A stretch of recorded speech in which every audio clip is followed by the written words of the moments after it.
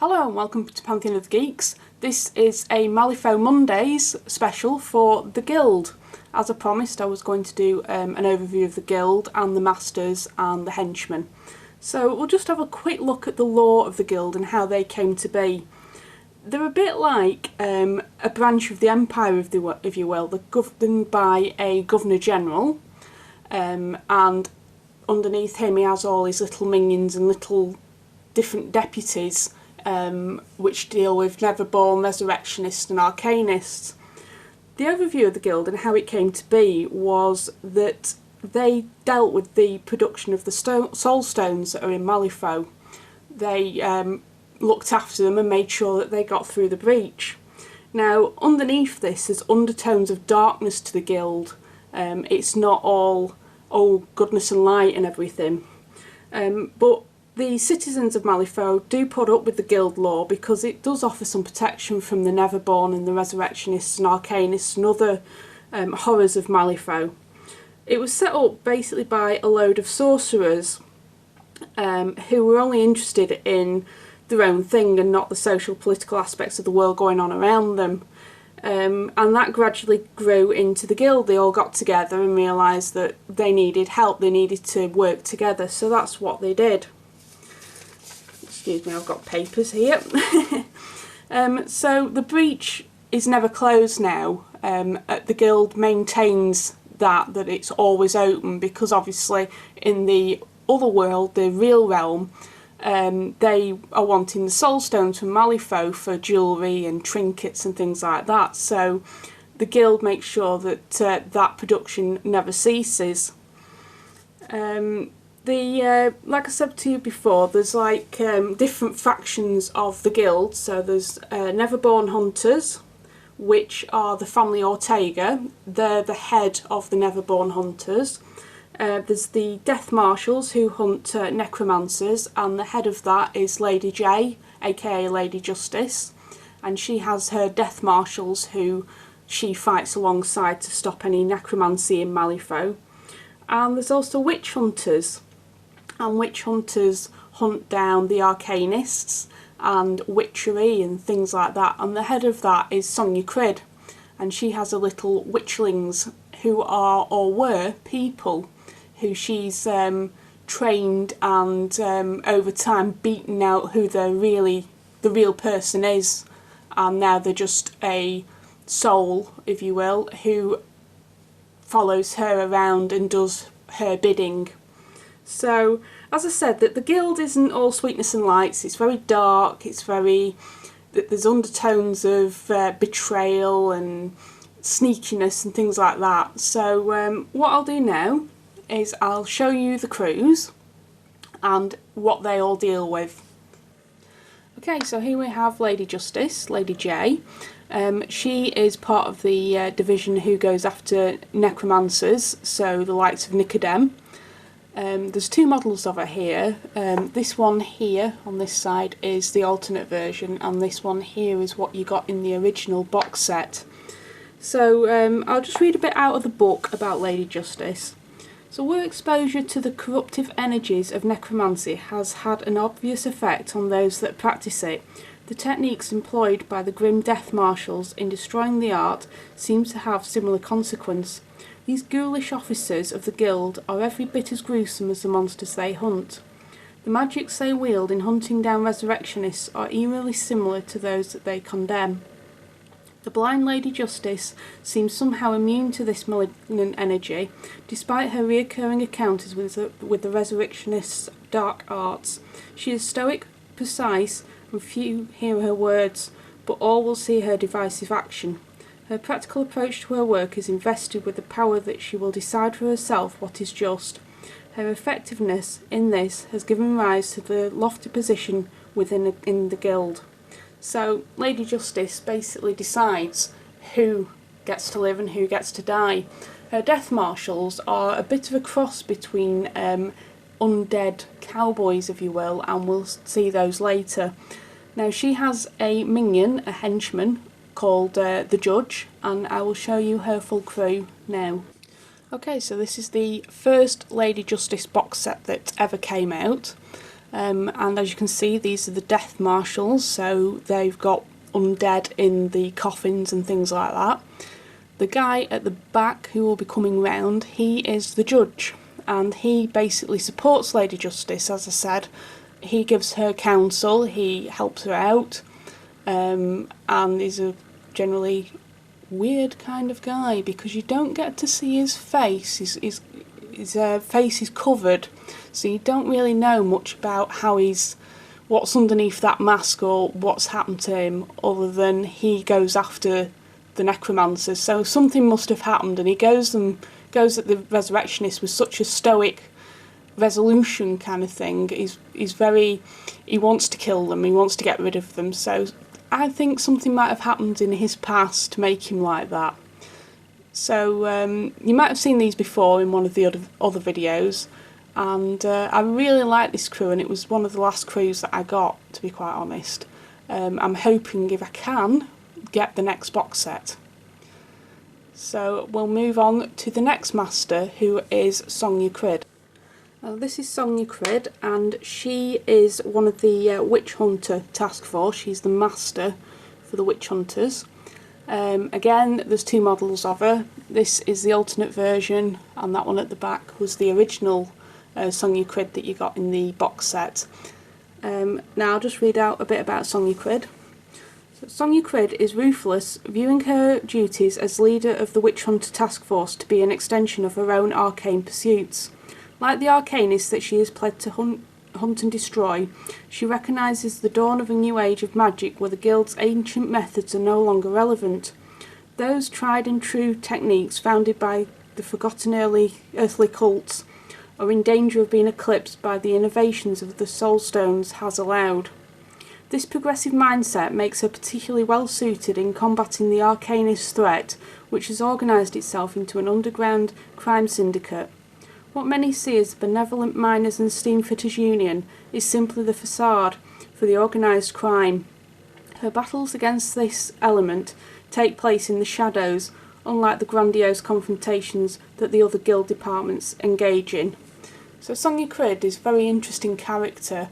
As you read through the books, she becomes more and more into the arcanist lore and reads a lot of forbidden books, if you will, and learns a lot more about forbidden art and things like that.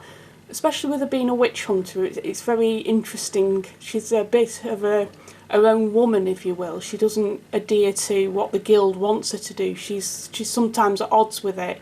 I quite like that in her. She's a very interesting character, so when I was reading through the books I was really quite drawn to her, and I wanted to know a lot more about her story.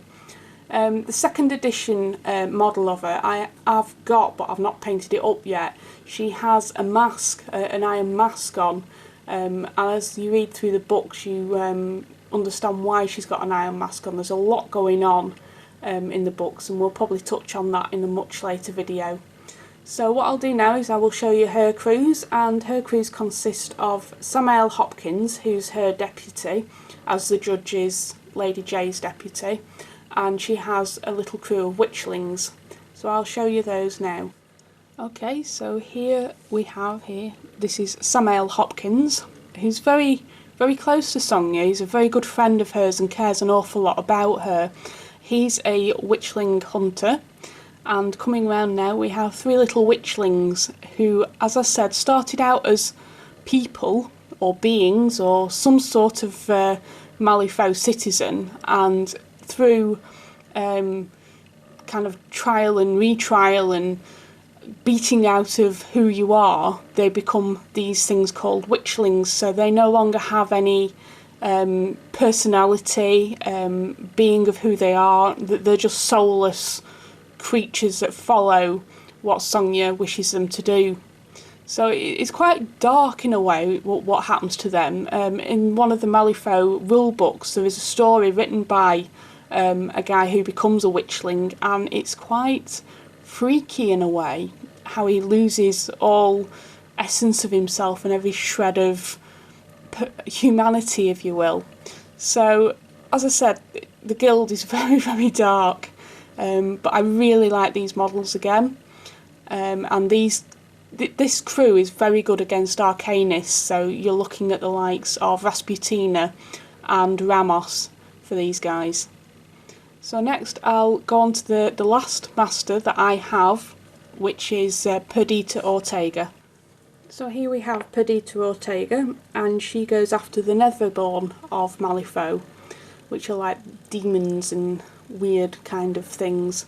Again, there's two models of her. This one here is the alternate version. The one at the back there is the original model you get with the first box set. As you can see, the very Wild West kind of thing, and I think it's kind of based on a bit of Mexico, Latin America, cowboy-esque. So I'll read you a bit about Perdita Ortega. Perdita Ortega is evidence of how far a quick trigger can take a person. Answering the guild's call for an able-bodied men and women, the Ortega clan became a force of destruction. In the early days of the guild's settlement in MALIFAUX, desperate to be rid of the monstrous Neverborn, it deputised almost anyone as a Neverborn hunter. That's when Perdita arrived in MALIFAUX to follow her own agenda. Driven by reasons only she knows, to hunt and kill the indigenous population of MALIFAUX that threatened the innocent frontiersmen that had come through the breach. Proficient in killing Neverborn, Perdita matched her revolver against dozens of bloodthirsty creatures. Coupled with her stunning looks, her skill with the gun made her a celebrity overnight. Crowds pour from their homes to see Perdita ride home with the carcass of the latest monster. So she is quite a good person at killing Neverborn. So the Neverborn factions are like Lilith and I'm trying to think of another one. I can't think at the moment, but I'm sure it'll come to me later on. So I really like this crew, so I will show you the next part of all her crew together. Okay, so this is the original box set of the Perdita crew, the Ortega family. Here we have Papa Loco, we have Francisco, we have Nino, and we have Santiago. They all work together as a family, and they're her brothers. Papa Loco is her father, who was the head of the family, but he went a little bit insane, as you can probably see from the model, and he tends to blow things up quite a lot. Nino is the scout, if you will, Nino here. He's very sneaky and he can see things before they actually happen. Santiago is like the big brother. He's like a powerhouse of the family. He doesn't stand any messing, he just goes in absolutely all guns blazing. He's actually got a power that if he gets down to so many wounds he goes absolutely crazy, and it's really hard to kill him, but he kind of like shoots at a stupid level kind of thing and just kills things. Francisco is more, how can I put it, he's very refined, he thinks things through, he's a lot more shrewd, and I really like this crew.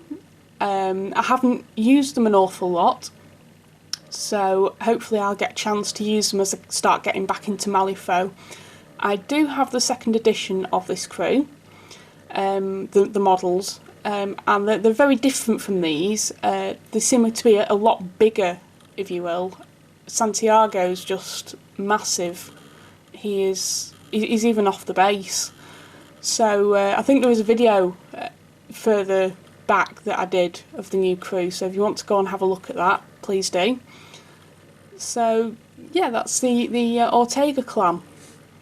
So next I'll go into the next master that we have, but I don't have the model.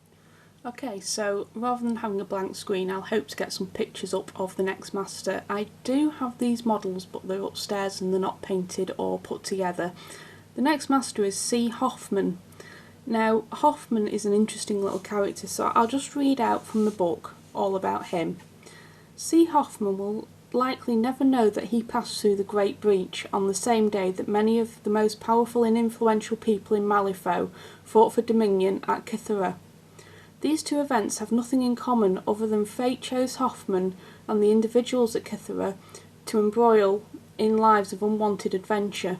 For Hoffman, he was dragged reluctantly by his older brother on a quest to meet a man rumoured to possess the technology and scientific wherewithal to help free him from the effects of polio, achieving an independence and strength denied him since early childhood. As the more gifted of the two brothers, Ryle always cast a long shadow over his frail sibling. Ryle was commanding and strong. He had few academic peers. Socially, he fit in with the highest lords of state, as well as fraternised with labourers in pubs after a long work-day. There was nothing Ryle could not accomplish. Hoffman, however, struggled in everything. Confined to his wheelchair or hobbling in braces, with heavy machinery strapped to his back, he studied, trying to keep pace with Ryle in just a few disciplines. Without the elder, Hoffman would have been compared to, the younger would have been considered a skilled engineer and mechanical scientist. As it was, he never had the chance to prove it earthside. Going through the breach changed his destiny. Ryle nearly succumbed to the overwhelming energy within the breach during his transition between Earth and MALIFAUX. His mind snapped and his body shut down. C. Hoffman too underwent a transformation. The energy that enveloped them unlocked a dormant potential within him. His awakened mind reached out to the silent machines around him, bringing them life to obey his will, as if extensions of his otherwise frail body. Arriving in MALIFAUX to meet with Ramos, the circumstances were far different than the brothers expected. Ramos saved Ryle's life, albeit with a few modifications, thrusting the once weaker brother into a position where he must look after his elder brother. Ramos's knowledge wasn't enough, though. Hoffman needed additional resources possessed only by the Guild to prolong his brother's life. The Guild was looking for a way to infiltrate the ranks of the Arcanists, and willingly took in both Hoffmans to aid those battles. C. Hoffman now heads a new division dubbed the Flesh Construct Grafting Illegally Charter, hunting those that illegally merged with the flesh with the mechanical. With his newfound affinity with machinery awakening some kind of ghost within the machine spirit, he might be perfect to apprehend those illegally used construct technology. His brother, however, is a perfect example of exactly the type of creature he is charged with apprehending. So Hoffman's quite an interesting character, really. He's kind of like joined the Guild, and Ramos helped him out with his brother, but those two frequently clash, and yet in order to help his brother, Hoffman needs to do the very thing that he's said to the Guild that he's sworn to defend against, to eradicate, if you will. So it's quite an interesting story for Hoffman. He's tied by his own agreement to the Guild, and yet he wants to help his brother and become what he should have been before. So it's kind of like a flip of a coin, really, for Hoffman, and I do feel sorry for him. So I don't really know an awful lot about this master or the crew because I've never really used them an awful lot. All I can say is very similar to Ramos, who can also create arcane spiders and things like that, whereas Hoffman uses something different, I think. So that's Hoffman. So he was the last master of the original MALIFAUX box sets that came out. What I'll do next is I'll go through the henchmen that came out with the box sets of the first edition. Okay, so here we have Lucius Matheson, who is a henchman, although in the second edition he's just been promoted to a master. We also have two guild guards with him, which are these guys here, a lawyer, guild lawyer, which are very nasty and sneaky, and here we have Hoffman's brother, Ryle, who you can see has become very twisted and quite clearly not human anymore. Lucius's story is very interesting. No one seems to know where he's come from or who he is, only that he's the secretary to the Governor-General. And at the end of the first book he ends up wearing a mask because something happens in MALIFAUX that affects all the masters, the Governor-General, and all the factions, if you will, or the masters of all the factions. So yeah, I was quite drawn to Lucius because I found him quite a very interesting character. There's a lot of secrecy about him, and he's not all that he seems to be. Especially in second edition, you realise where he comes from and what he actually is. Now, I'm going to give a spoiler here, so if you want to fast forward, please feel free and fast forward now. The spoiler is that Lucius might be Neverborn. He gets a person to try and draw him to do a painting of him, and as this guy's doing a painting of him, he feels that he can't capture Lucius as he should be able to do.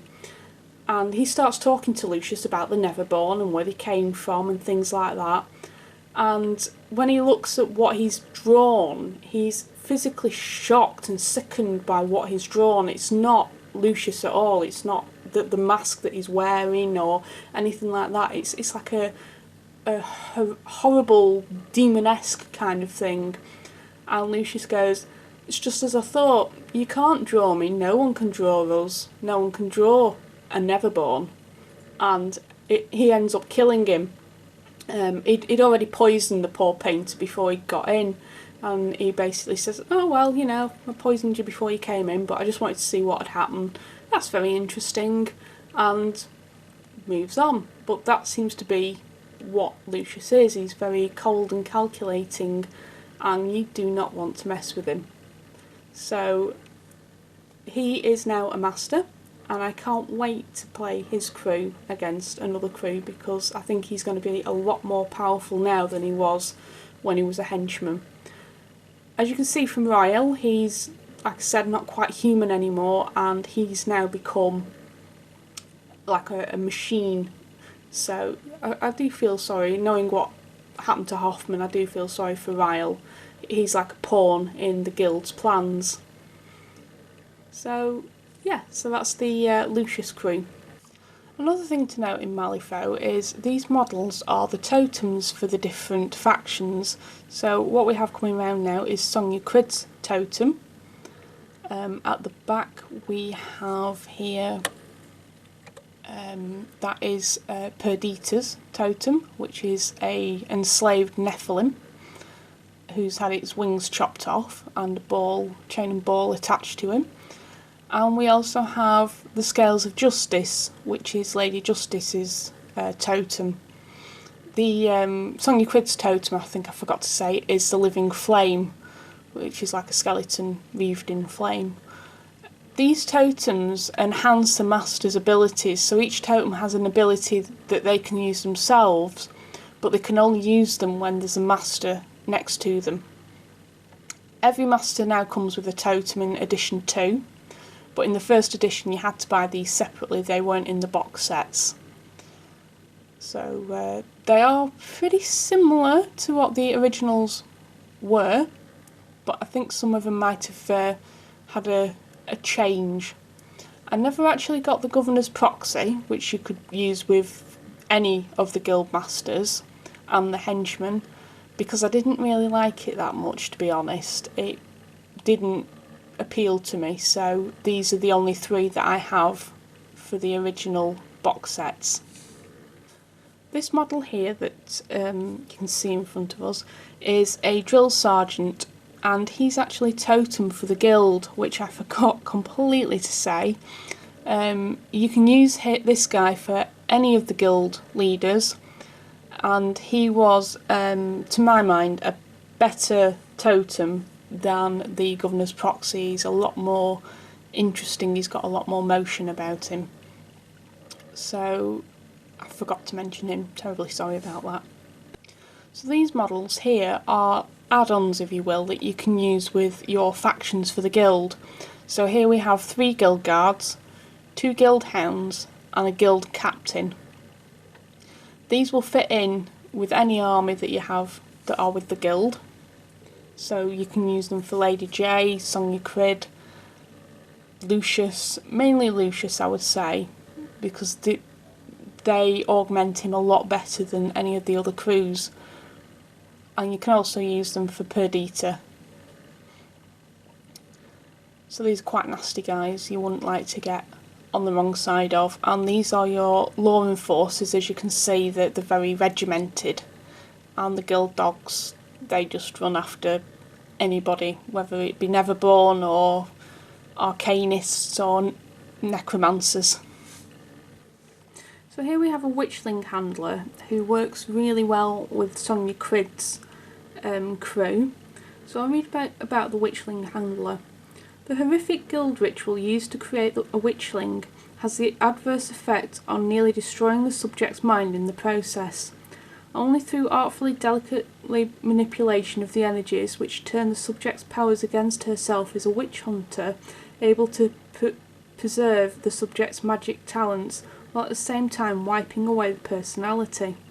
Once this process is complete, witchlings return to guild headquarters as blank slates ready for whatever propaganda the witch hunters, known as witchling handlers, choose to encode on them.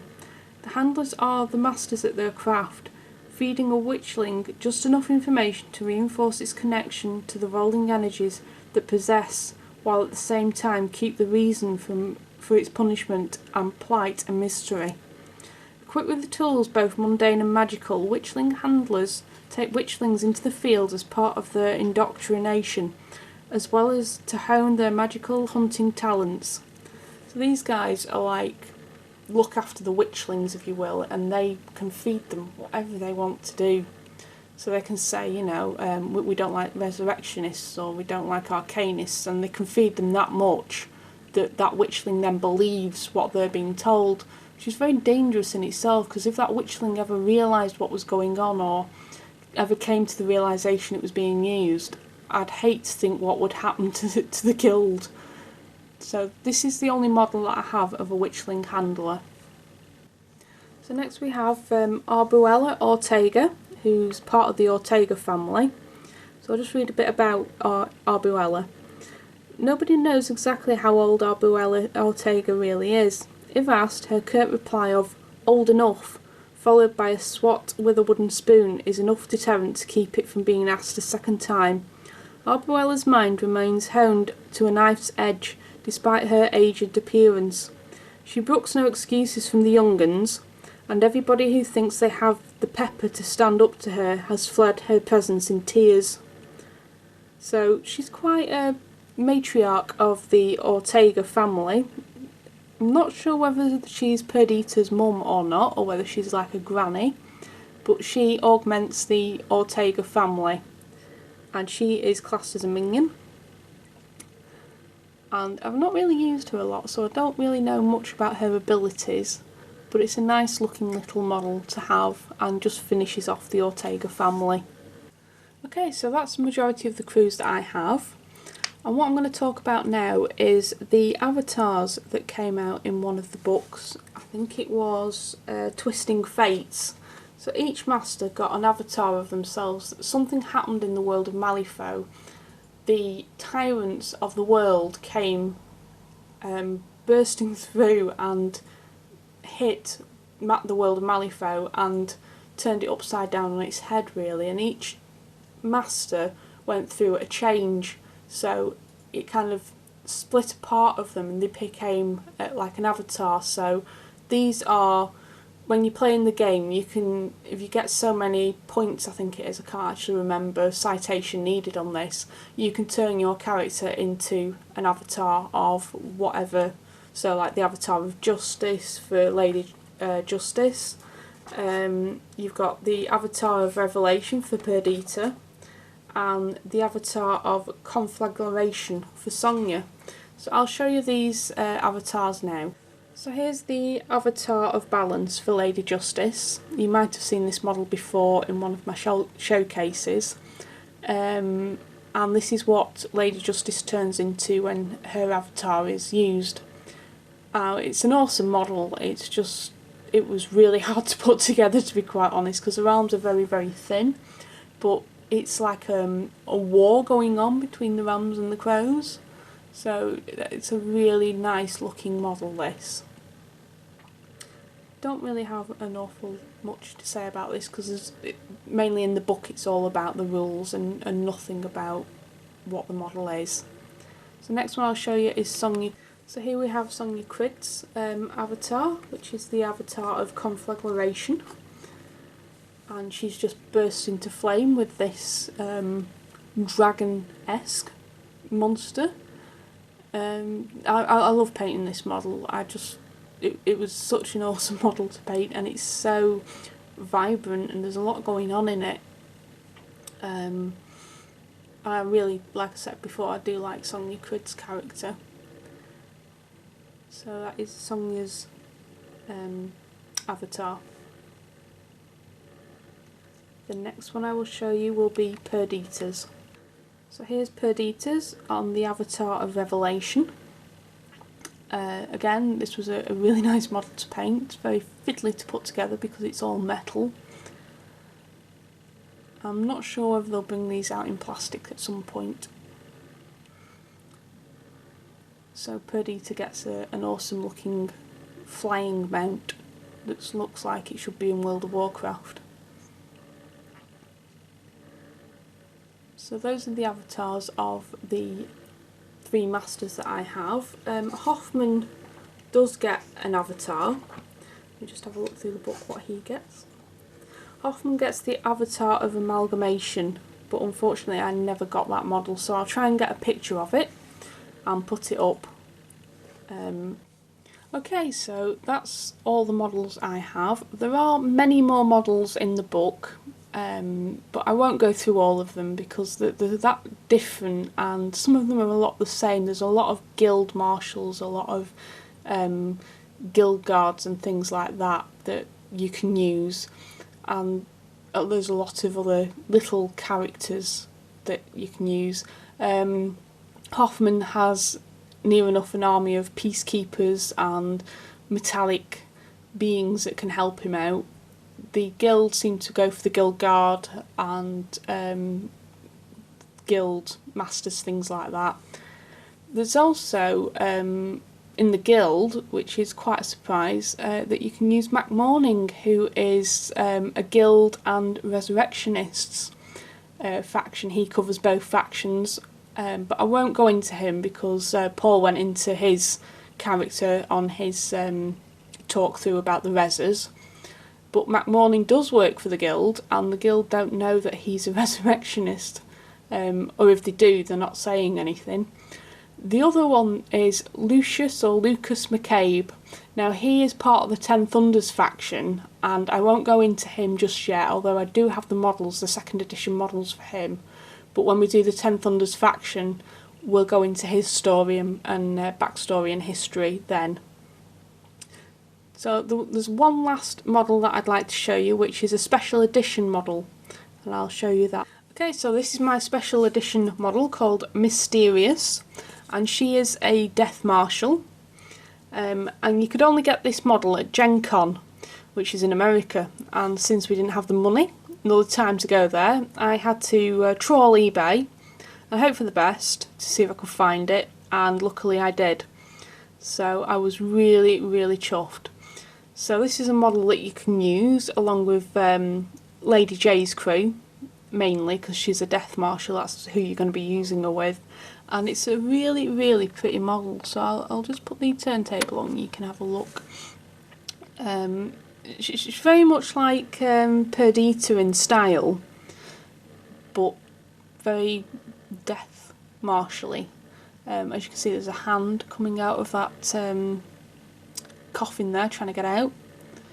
Some sort of dead resurrectionist person, probably, trying to get out. I've not used this model at all in any games, but I'm hoping to as I'm getting back into MALIFAUX. There's a few special edition models that we do have that came out at Gen Con that we've had to buy off eBay. It's probably the best place to get any models that, you know, special edition models. There's one in the Neverborn of a big giant nightmare teddy bear, which is quite a freaky model, which I do have somewhere. I think Paul got a model called Misstep, if I remember rightly, which is like a cyborg-esque kind of creature. So I'm sure we'll show you those as we come across them. Well, that's me all wrapped up for the guild now. That's all my models that you've seen, a little bit about them, a little bit about the lore of the guild. So I hope this has been really helpful for you to see the side of the guild for MALIFAUX. And if you are looking for a faction to choose guild, no one else, just choose guild, because there's a lot of really cool characters. Not saying that the others aren't cool, the other factions, but guild is better. I'm very biased on that. So thanks for watching. I hope you've not been bored by me rambling on. I do get very nervous. I'm really sorry about that if I've come across as really nervous. So hope you've enjoyed it, and thank you very much for watching. Please like and subscribe. Leave any comments below if you want me to do anything else, or you want me to go over anything again that you think I might have missed.